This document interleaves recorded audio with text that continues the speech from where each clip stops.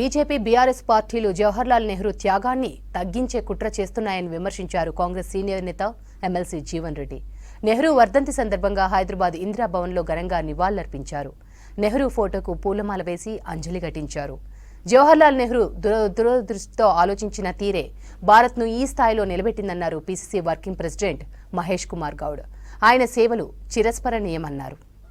నరేంద్ర మోడీ గారు అమిత్ షా గారు ఏదైతుందో హిందువుల కొరకు ప్రత్యేకంగా ఉరగబెట్టింది. వాళ్ళు కల్పించే సౌకర్యం శూన్యం.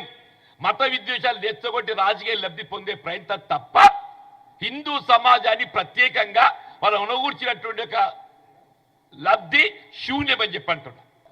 ఇదే నరేంద్ర మోడీ గారు ఏదైతున్నదో ముస్లిం సమాజానికి మళ్ళీ అక్కడ ఈడబ్ల్యూఎస్ కింద మళ్ళీ సౌకర్యం కల్పిస్తున్నాడు ఆయన. అక్కడ నువ్వేదైతుందో నేను ముస్లిం తొలగిస్తా అని చెప్పంటావు.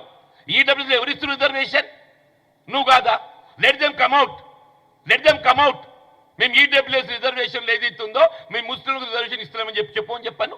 అక్కడ రిజర్వేషన్ సౌకర్యం ఇచ్చేది నువ్వు, ప్రత్యేక రాజ్యాంగం సవరించేది నువ్వు అవగాహన ఏదైతుందో హక్కులు కలిగించుకుంటా ఎస్ యూఆర్ డూయింగ్ నీ పదవి నువ్వు చేస్తున్నావు. మరి మళ్ళీ ఈ మాట ఎందుకు మాట్లాడుతున్నావు నువ్వు?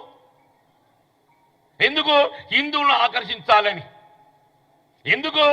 నేను ముస్లింలకు అన్ని వాళ్ళని తొలగిస్తా అంటే హిందువులు సంతృప్తి పడతారు అని అనుకుంటుండు.